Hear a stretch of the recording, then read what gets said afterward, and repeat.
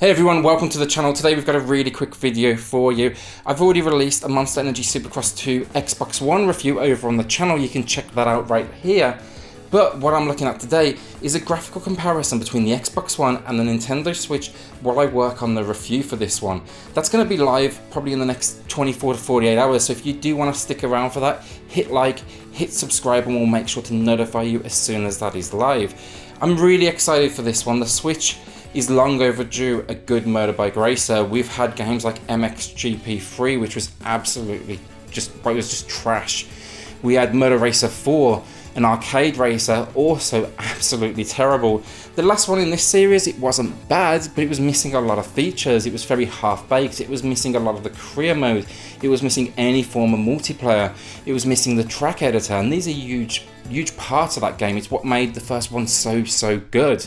But today, we're going to have a quick look at graphics. We're going to be checking out a dry track and also a wet track. How does it stand up on the Switch next to the Xbox One? What are the compromises that have been made? What's the slowdown look like? With that, let's just jump in and get started.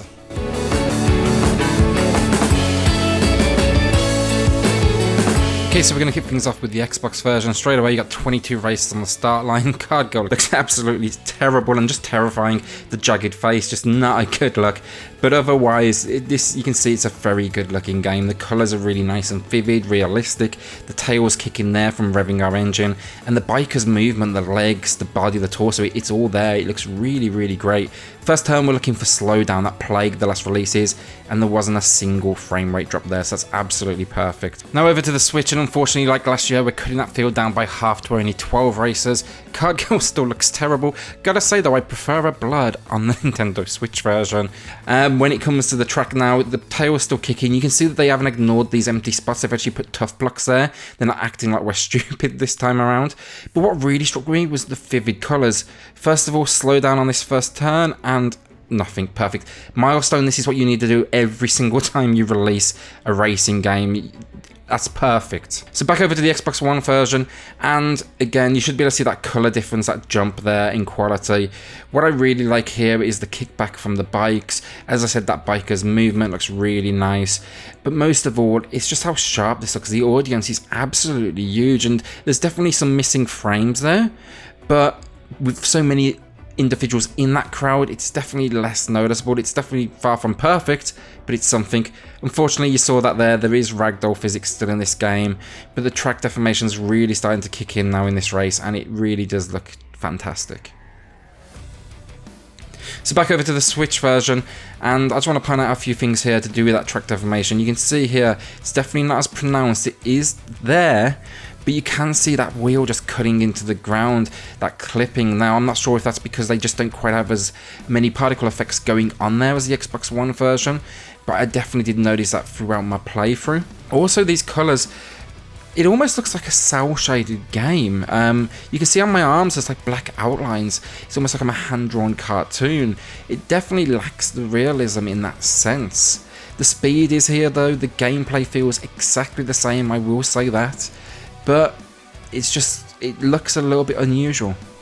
So back over to the Xbox One, and what I want to look at here is the pop-in. I am noticing on the Switch version with the tough bags on the edge, you're going to see those shadows popping in, maybe just a foot or two ahead. And yeah, it's definitely still apparent here. What I will say though is the more muted colour palette definitely helps hide it. I probably personally would have just left that effect out entirely. I don't think it really adds anything to the game. I understand they want realism, but you've got to know when it's worth cutting corners, and that one I would say is probably worth it. So finally, back to the Switch one last time on this dry track, and it's I'd say it's not a bad looking game. You can see though the crowd again, look how cut down it is compared to the Xbox version. That having such a small crowd now really starts to highlight those frame rate, well, the frames that are just completely missing, in fact. The blue lines as well on the Switch version, this is a great introduction this year that I really like. It's going to help a lot of new players get into the game. They're definitely intimidating when you first approach a Supercross game, understanding it's not just all about speed. The Xbox, I could always understand where I was launching from and where I was going to be landing. On this Switch version, I just find it very hard to see through the optimization issues where I'm intended to land, where am I supposed to be going. So let's jump into the rain track. We're going to look at some of these finishes on both consoles first of all, and then we'll be moving into that next track. So the rain, and this is the ultimate test for both consoles. This is where we're going to add on every single bit of visual flair. First of all, the intros, and this is the Xbox One, and those fireworks, they look fantastic. A few of them look a little bit off in my opinion, but generally very happy with this introduction. It really sells the TV presentation they're going to be going for. We're going to look at the character model now as well, and just see how they're doing that introduction. So let's cut across to that quickly. And here, you can see the character model looks fantastic. It's a nice intro, really natural movement. Those sparks look amazing. It gets you pumped up for the race. That's all we can ask for. This is the Switch, definitely less going on. The rain is definitely less realistic. You can see just harsh white lines across your screen. But generally, they've got everything in here: the effects, the visuals, the introduction to pump you up. When it comes to the racer, again as well, quality, the graphics, they're obviously lower, and we're going to keep on saying that throughout. But where are the sparks? What are those? That's just depressing. Just leave them out. That's really quite sad. So now, Switch, we're going to kick things off here. Rain's pouring over the screen. Card Girl still looks terrible. Generally, you can see some of the water on the objects and on the ground, but it's not a big visual part of this version, unfortunately. But let's see if we get any slowdown on this first turn, because we're demanding a lot now at this point. Or not a lot, but more than Milestone's delivered in the past. And we're right in the thick of it, and perfect. Milestone need to do this on every single Switch release, not a single frame drop. That wasn't even there on the Xbox last year. So now the Xbox, and you can see this rain looks beautiful. You can see it on the track ahead of you, you can see it on the Toyota zone to the right of you. The mud's kicking up. I love that effect. That really adds to the speed that we're facing. And this first turn, hopefully, if the Switch can do it, the Xbox can too. Not a single bit of slowdown. Absolutely perfect.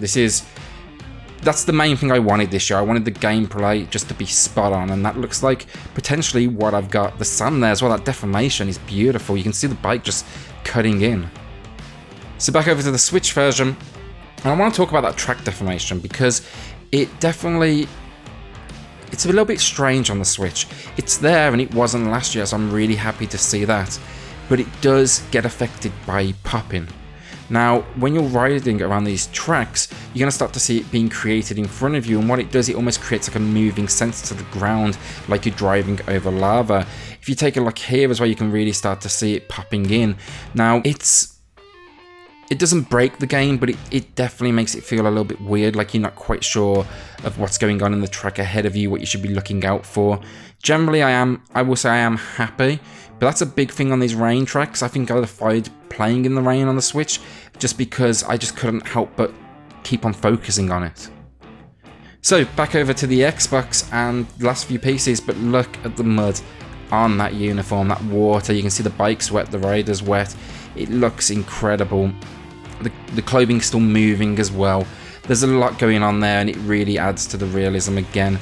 On the Switch version, unfortunately, we get the same effect. We get that kickback as well. In fact, if you take a look just here, you can see very slightly there is some kickback from that bike. But the clothing, again, it looks great still, but if you look very closely, you can kind of see the graphics almost breaking, like the texture isn't quite finished. And I think that's something to do with the added effect on top of the clothing not quite sitting right for the console. So I hope this video was helpful, just to give you a bit of a differentiation between the two versions that you can get. I imagine Xbox is going to be very similar to the PlayStation 4, but just for transparency, I have not played that version of the game. This is also running on an Xbox One X, so it is 4K optimized, which is naturally going to make a big difference. So this isn't necessarily a fair comparison in that sense, but what I can tell you this year is, so far for the graphics, the optimization of course isn't there. They still need to work on that, because I'm 100% confident that we can get more out of the Switch than Milestone are getting out of it right now. But when you compare this to MXGP 3, which was absolute trash, Moto Racer 4, MotoGP 18, this game is finally starting to at least give you gameplay that is comparable to its counterparts. Thanks so much for watching. Hit like, hit subscribe for all future news and reviews for Xbox, PS4, and of course that Nintendo Switch. Thanks so much for watching, and we'll see you all soon.